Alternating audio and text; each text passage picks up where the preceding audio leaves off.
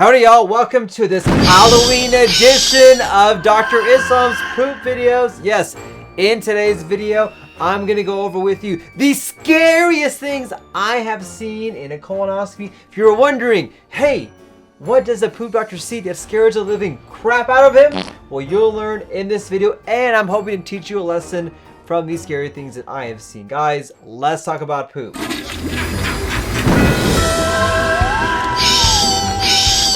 Howdy y'all, Dr. Islam here, aka your poop guru, trying to give you the best tips and tricks so you can live your best life from the top all the way down to the bottom.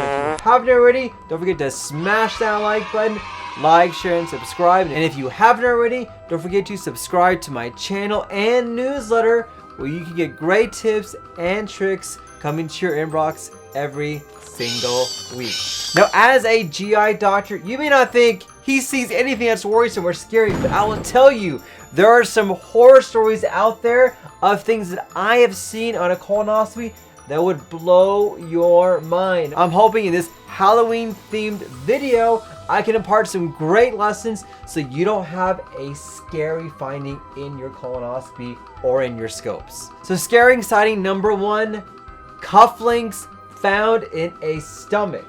So a couple years ago, I was on call. You know when you're on call in GI, you're just kind of hanging out at home, waiting for any emergencies to come in. And I got this call in the middle of the night. Hey, Dr. Islam, I have a patient here who was on his way to a wedding. And as he was going to his wedding, he was getting ready. He grabbed what he thought were Tic Tacs, put it in his mouth, and swallowed them. Then he came to realize, oh my goodness, I don't think it was Tic Tacs that he swallowed. He thinks he swallowed cufflinks, and in fact, they can look on the x-ray and they can actually see the cufflinks that were there. It was crazy, and I was like, all right, Dr. Islam to the rescue. In the middle of the night, we went to the emergency room and I asked him, hey, what happened? And he literally just said he had his cufflinks on the side table and he had some Tic Tacs there. He just reached out and grabbed what he thought were Tic Tacs, swallowed them whole, didn't realize he actually swallowed his cufflinks, and we can see them on the x-ray. So we went down with an upper scope or an EGD, and guess what? We found these freaking cufflinks, and we found them in the stomach. And so we actually had to get them out of the stomach, retrieve them, pull them out, and I gave them back to him as a souvenir. And yes, he was still able to attend his wedding the following day. Dr. Hero right here. Scary story number two. The day we found a marker in the colon. Now, there are a lot of reasons why people may swallow something. Maybe they swallow those cufflinks by accident, or maybe they're trying to get out of a situation. Who knows? But there was an individual who actually swallowed a marker, and it was found in his colon. And so I got this call. Once again, I was on call. All these crazy stories happen when you're on call. So I was on call, and I got a call from the doctor. Said, hey, Dr. Islam, I have a person here for whatever reason swallowed a marker. We can see it on the imaging test on the CAT scan. Is this something you think you can take out? Looking at the imaging test, I could see the marker that was in the GI tract. And I was like, all right, it looks like it's stuck. A marker is one of those foreign objects in which if it gets stuck in a smaller part of the small intestine or even the colon, it can cause what's called an obstruction, either a small bowel obstruction or a large bowel obstruction.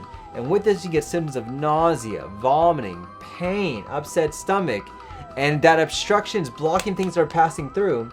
And so you continue to have this obstruction until you get this out. And this patient, when I went to go see him, was having these symptoms: nausea, vomiting, abdominal pain, and this marker was actually causing a blockage in the GI tract. And so what we did is that we went in with a scope, and I could clearly see this marker that was there that was causing an obstruction in an area inside the gut. And so what we did is that we removed that marker, we took it out, and yes, the obstruction resolved, and he got so much better after that. Scary thing number three that we found, razor blades. Now, there are individuals who may swallow items to maybe get out of a situation, or to maybe because they have another mental illness going on. And so there was a patient that we were taking care of who we were told actually swallowed razor blades. Now, swallowing razor blades, A, is never a good thing to have, but B, it can be considered a medical emergency. People swallow things all the time, and for some things, we don't even worry about them. Not a big deal, you poop it out.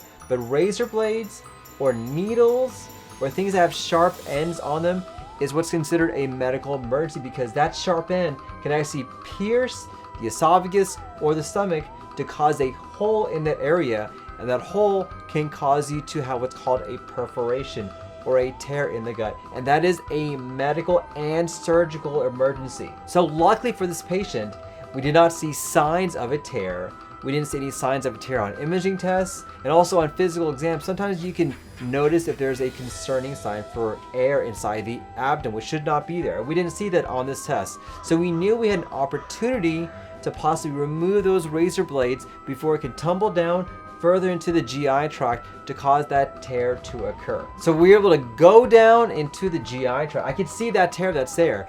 Now, one of the things that's always worrisome for us is that when we pull a sharp object up into the esophagus and pull it out, we don't want to cause a tear to go along the edges of when we're pulling it out. So we had to use a device called an overtube, which is basically a device to help protect the esophagus from any sharp things coming up. So we use this device. We actually were able to pull it out of the esophagus, pull it out of the stomach, and safely save this patient from emergent surgery. The next scary thing that I saw is the time I saw roast beef stuck in the esophagus. So very commonly when you're on call, you get called in for what's called a food bolus, where things are actually stuck inside that esophagus and the patient can't get it out. They're just sitting there with that thing that's stuck in there. That is a condition called dysphagia. And dysphagia is never a normal thing. In fact, it is considered a warning sign for upper GI issues. So if I have a patient come to see me in the clinic who's having dysphagia, my job is to find out why and fix that problem before they actually get something stuck in the esophagus. But unfortunately for this patient, he didn't wait and he realized, oh my goodness, something is stuck inside the esophagus. I can't get it out. I need to go to the emergency room. Now, a food bolus is considered an emergency as well. This is something which we want to remove pretty soon because you have that chance of that thing getting stuck in there to cause irritation and inflammation as well. Now, luckily in this case, it wasn't something dangerous like a battery or something sharp. Good old food is what we saw in there. And so when we went down to the esophagus, yes, we literally saw a big old chunk of food in the esophagus. Oh man, that is never a pleasant experience of seeing something stuck in that esophagus, especially food that's been in there for quite some time, hours and hours. And it took us about an hour and a half to get all that food out. It was stuck in there, and I just, oh my gosh, getting like chills thinking about what we had to do. But luckily we were able to get that substance out, and the reason in this case things were getting stuck is because he had a stricture or a narrowing in the esophagus. In fact, a stricture is probably the most common reason why things get stuck, and the most common reason to have a stricture is chronic acid reflux. And so for this individual, we're able to fix the problem, put him on medications to resolve his reflux, and in turn help heal up the stricture that's there. The last thing that we found was a broken dental bridge in the esophagus. So dental bridges obviously are part of the teeth, you know, they help keep things there and keep things going. But we had this individual who for some reason had his dental bridge get loose. He swallowed it and it got stuck in the upper GI tract. Now this is a very expensive dental equipment, but also more importantly, he was having trouble with things going down, and it has those kind of sharp edges on the sides as well. And so we knew, okay, this person has the potential to have a really serious medical emergency unless we remove this dental bridge and got rid of it. And so that's what we did.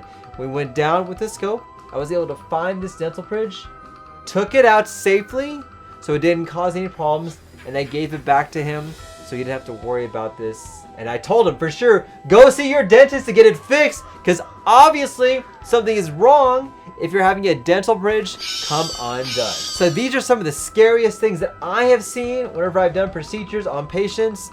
Let me know in the comments down below what you think. Have you had stories like this? Have you swallowed something by accident? And what happened to that? Let me know in the comments down below. I would love to hear what you guys have to say. But thank you for watching. Don't forget to smash that like button. Like, share, and subscribe. And if you haven't already, don't forget to subscribe to my newsletter where you can get great tips and tricks like you're learning in today's video. Guys, thank you for watching. Don't forget, let's talk about poop. Thanks, everyone.